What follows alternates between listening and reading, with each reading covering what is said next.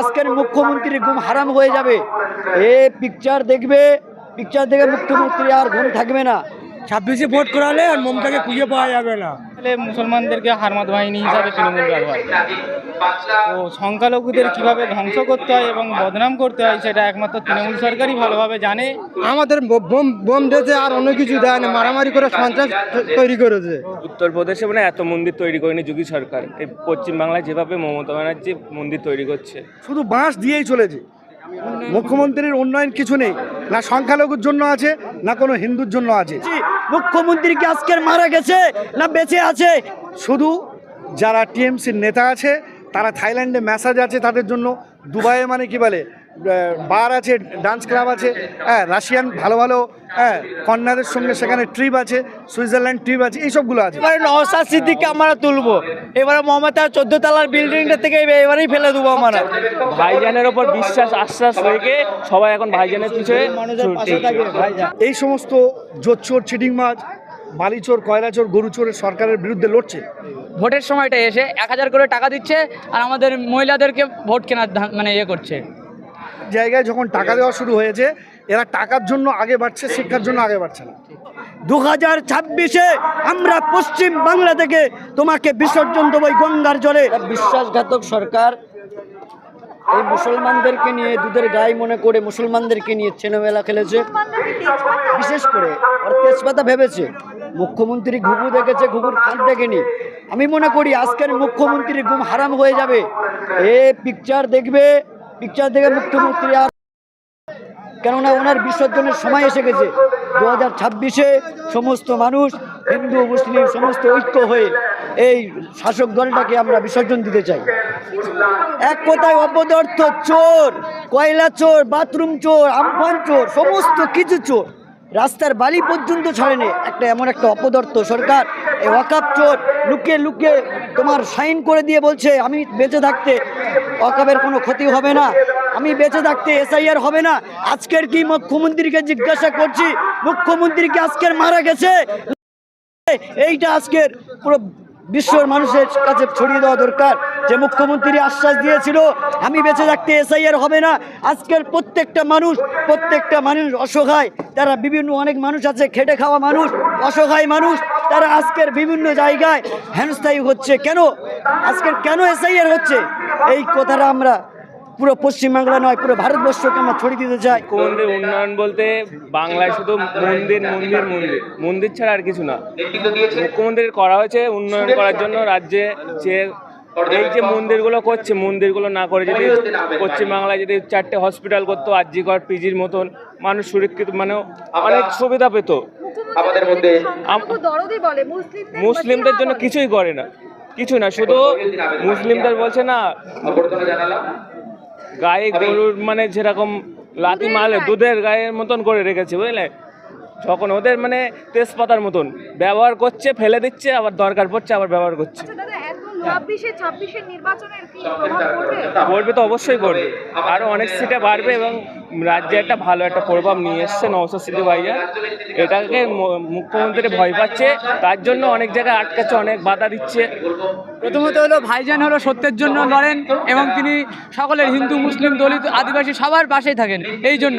আর আপনি যে উন্নয়নের কথা বলছেন, উন্নয়ন দেখতে গেলে আপনার 2012 থেকে এখন 2026 কটা স্কুল ছিল, কটা স্কুল বন্ধ হয়েছে, মাদ্রাসাগুলো। হ্যাঁ, 2012 থেকে এই পর্যন্ত 75,000 স্কুল ছিল, এখন বর্তমান সময় দেখাচ্ছে 50,000 স্কুলে এসে দাঁড়িয়েছে। এই হচ্ছে উন্নয়ন।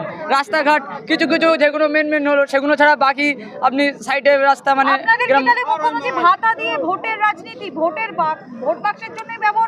অবশ্যই আমাদের এই ভোটের সময়টা এসে 1000 করে টাকা দিচ্ছে আর আমাদের মহিলাদেরকে ভোট কেনার মানে করছে।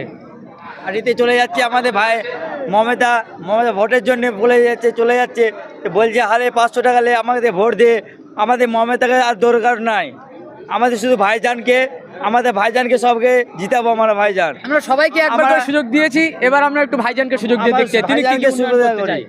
আমাদের ভাইজান উত্তরপ্রদেশে মানে এত মন্দির তৈরি করেনি যোগী সরকার। এই পশ্চিমবাংলায় যেভাবে মমতা ব্যানার্জি মমতা ব্যানার্জিকে সরকারে বসানো হয়েছে মন্দির তৈরি করার জন্য, ওনার তো উন্নয়ন করার এদিকে জন্য। ভাইপো বলছেন যে মন্দির করবে, মসজিদ করবে, তাহলে রাজনীতি করো না। অবশ্য এদিকে দিদি নিজেই মন্দির করছেন, একটা মন্দির করলো, পুরী জগন্নাথ ধাম করলো, পুরী মন্দির করলো, আরো কত জায়গায় মন্দির করলো। পশ্চিমবাংলাতে স্কুল নাই, কলেজ নাই, ডাক্তারখানা নাই, কোনো নাই, চলে যাচ্ছে দিল্লি, বোম্বাই, হায়দ্রাবাদ, ব্যাঙ্গালোর, সবাই চলে যাচ্ছে মানে বিজেপি এবারে নওশাদ সিদ্দিককে আমরা তুলবো, এবারে মমতা 14 তলার বিল্ডিংটা থেকে কথা হচ্ছে এখানে সংখ্যালঘুদের চেয়ে আরো আদার্স মানে ধর্মের লোকেরাই মানে ভাইজানকে ভালোবাসছে এবং তাকে সাপোর্ট করছেন। ভালো কাজ করছে বলে ভাইজানকে ভালো সবাই চাইছে, ও দুর্নীতি করছে না তো। ভাইজান চায় গরিব মানুষ আরও সমস্ত জাতের মানুষরা সুস্থভাবে থাকুক। মমতা কি ভেবেছে? মমতা শুধু ভেবেছে আমরা মেয়ে ছেলেদিকে লক্ষ্মী ভাণ্ডার দিয়ে ভুলি দেবো না, এবারে না আমরা ভুলবো না, এবারে 14 তলার বিল্ডিংটার থেকে আমরা ফেলে দেবো। এবারে যে আজকের মাধ্যমিক যারা দিচ্ছে তারা নিজের নাম সই ঠিকানা লিখতে পারে না। শিক্ষার অবস্থাটা এইরকম নিচের দিকে নিয়ে চলে গিয়েছে। শিক্ষাতে কি ঢুকিয়েছে? সাইকেল ঢুকিয়েছে। শিক্ষাতে কি ঢুকিয়েছে? হ্যাঁ, টাকা ঢুকিয়েছে। অর্থাৎ শিক্ষার জায়গায় যখন টাকা দেওয়া শুরু হয়েছে, এরা টাকার জন্য আগে বাড়ছে, শিক্ষার জন্য আগে বাড়ছে না। এটা একটা বহুত বড় পয়েন্ট। শিক্ষার হার পশ্চিমবাংলার লেভেল পুরো একদম নিচের দিকে চলে গেছে। আজ ব্যাঙ্গালোরে যে আইটি কোম্পানিগুলো গিয়েছে, আমরা সবাই জানি যে ব্যাঙ্গালোরের আইটি কোম্পানিগুলো সব কলকাতায় আসার কথা ছিল, পশ্চিমবাংলার আসার কথা ছিল। পশ্চিমবাংলার আইটি কোম্পানিগুলো ব্যাঙ্গালোরে চলে গেল, পশ্চিমবাংলার ফ্যাক্টরিগুলো গুজরাটে চলে গেল। মুখ্যমন্ত্রী মমতা ব্যানার্জি বলতে আমি সুখের বাঁশ দেবো, আমি কখন বলছে আমি লক্ষ্মীর বাঁশ দেবো। হ্যাঁ, শুধু বাঁশ দিয়েই চলেছে। মুখ্যমন্ত্রীর উন্নয়ন কিছু নেই, না সংখ্যালঘুর জন্য আছে, না কোনো হিন্দুর জন্য আছে। শুধু যারা টিএমসির নেতা আছে, তারা থাইল্যান্ডে ম্যাসাজ আছে তাদের জন্য, দুবাইয়ে মানে কি বলে বার আছে, ডান্স ক্লাব আছে, হ্যাঁ, রাশিয়ান ভালো ভালো হ্যাঁ কন্যাদের সঙ্গে সেখানে ট্রিপ আছে, সুইজারল্যান্ড ট্রিপ আছে, এইসবগুলো আছে, অনলি ফর এইসব আছে। কিন্তু ভারতের আমরা যে এ রাজ্যের নাগরিক, আমাদের জন্য চাকরি নেই, আমাদের জন্য ব্যবসার কোনো সিচুয়েশান নেই। হ্যাঁ, রাজ্য ট্যাক্স নিচ্ছে, সরকার ট্যাক্স নিচ্ছে, কেন্দ্র এবং রাজ্য দুটো মিলে এমন ট্যাক্স নিয়ে এমন হালাত বানিয়ে দিয়েছে যে মানুষ 400 টাকা রোজের জন্য কোথায় না কোথায় ছুটে বেড়াচ্ছে, হুঁশ নেই। কিন্তু শরিয়ত এবং ইসলাম, মুসলমান এটাই শিক্ষা দেয় যে একজনের কাছে যদি রাত্রের খাবার থাকে, দুপুরবেলা তোমার খাওয়ার পরে যদি কাউকে ক্ষুধার্ত অবস্থায় দেখাও, ইসলাম এটা শিক্ষা দেয় তোমার রাতের খাবারটা ওই ভুকা মানুষকে দিয়ে দাও। আইএসএফ এই রকম রাতের খাবারকে না জমিয়ে ওই সময়ের সবার মুখে এই লড়াই আইএসএফ ইন্ডিয়ান সেকুলার ফ্রন্ট লড়ছে। এই লোক দেখে মমতা ব্যানার্জির খুব কষ্ট হবে, যে সংখ্যালঘুরা যে সব এখন নওশাদ সিদ্দিকীর দিকে গুপছে পড়া ভিড় দেখে খুব কষ্ট পাবে। আমাদের বোম দিয়েছে আর অন্য কিছু দেয় না, মারামারি করে সন্ত্রাস, এই ছাড়া আমাদের আর কিছু করেনি।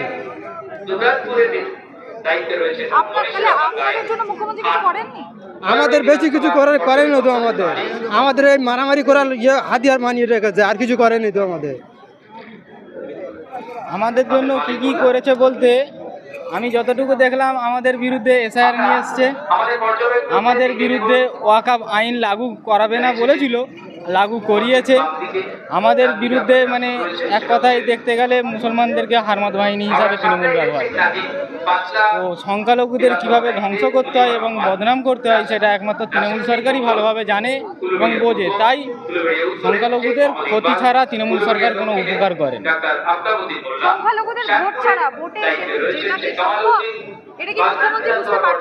অবশ্যই বুঝতে পারছেন, সম্ভব নয়। সেই জন্যেই তো আইএসএফকে এগোনোর জন্য কোনো ঝান্ডা মারতে দেওয়া হয় না, কেউ বিরোধী দল আন্দোলন করলে আন্দোলন করতে দেওয়া হয় না।